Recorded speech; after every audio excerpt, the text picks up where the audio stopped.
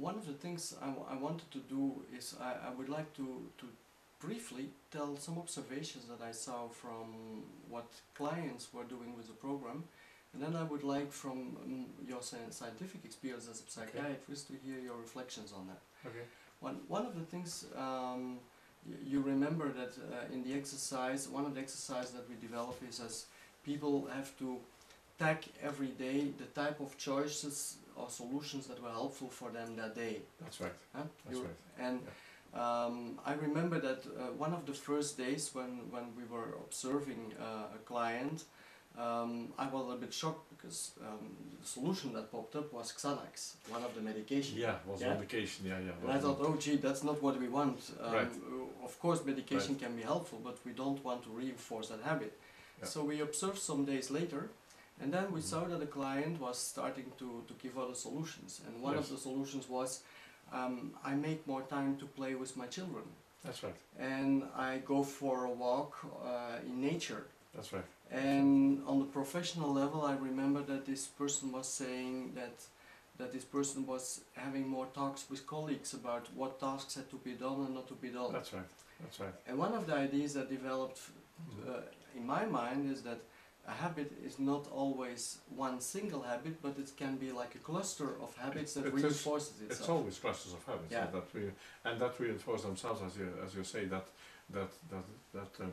and it's clusters of habits that reinforce themselves inside us, yeah. Yeah. But it's also clusters of habits that we develop with others, yeah. And where the reaction of others reinforces our new and better habits also, yeah. So because I behave differently to you, you will behave differently to me. Absolutely, absolutely. And that's why when we were developing the program, you came with a suggestion, let's ask circular questions. And circular questions is this type of question, what was useful for me, and if someone else was contributing to this useful thing, how can I reinforce this behavior of the other one? How can I help the other one help me to help me? Yeah. Oh, yeah. How can I help my colleague to help me? How can I help my husband or my wife to help me, and so on? Yeah. That's right. Yes. So it's clusters of habits within myself. Yeah. So several habits that are linked to each other, and it's also clusters of habits that we develop, new and better habits that we develop with the others, and that's a very interesting point. Yes. Also, what in what you said, what was very interesting was to observe that with the help of this program, at the outset, this client, one of her preferred solutions was to take a pill. Yeah, which is to say, the solution was outside of her, yeah, this pill which she was taking, whereas more and more she developed solutions that came from herself, yeah, make more time to play with my children,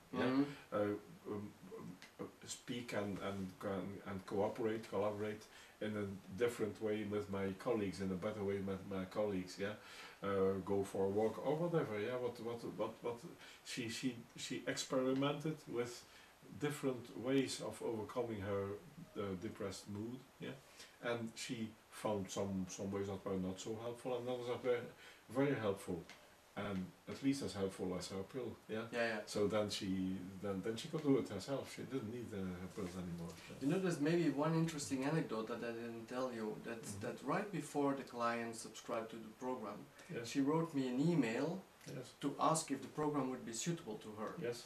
And since at that stage we were in the beginning and we didn't have enough information on the website, I replied to the email and I said, can you please list me all the topics that you would like to solve and to work on? Okay. And I don't think I've told you that, but the funny thing about that was that there was more than 10 different topics, 10 totally different competence areas, and I think half of them were private and half of them were business related.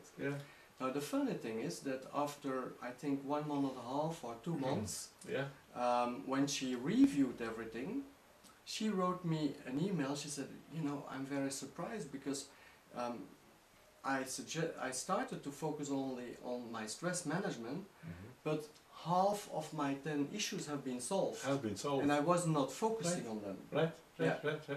She wasn't focusing on them, and she solved them. And she told them while she was focusing on something else, because she was developing the habit of solving her problems. Yeah. So actually, it's not the basic habit, but it's the habit above the habit that she was developing. That's right. Yeah. She got into the habit of not sticking to some unsatisfactory habit, but when she saw that what she was doing was not satisfactory, of trying out something else. She got into that habit of trying out something else. That means she became more experimental to try out new solutions and more creative. Absolutely. And that once the creative solution was focusing to a certain direction that's helpful, she was really forcing it to become a habit. Absolutely. So, Absolutely. Oh, yeah, and that's one of the nice points with this kind of program. That's it helps people to become self-efficient, as we say, to live in a way that we do what we want to do. Yeah. So we behave towards ourselves in an efficient way. Yeah, because that's what you would define as being good therapy. That we live the life we want to live. Absolutely, that's the result of good therapy. We have a certain desire, even if the desire is not consciously clearly expressed. Absolutely. And quite often that starts in childhood or when we are teenagers or something. Absolutely.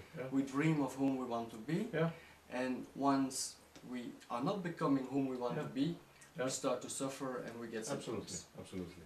And actually the philosophy of healing is then not in the first place to fix the problems, but to get back to your original mission for your life. Absolutely. And once you are going for this original mission again, then your body will stop complaining. So to say. Absolutely.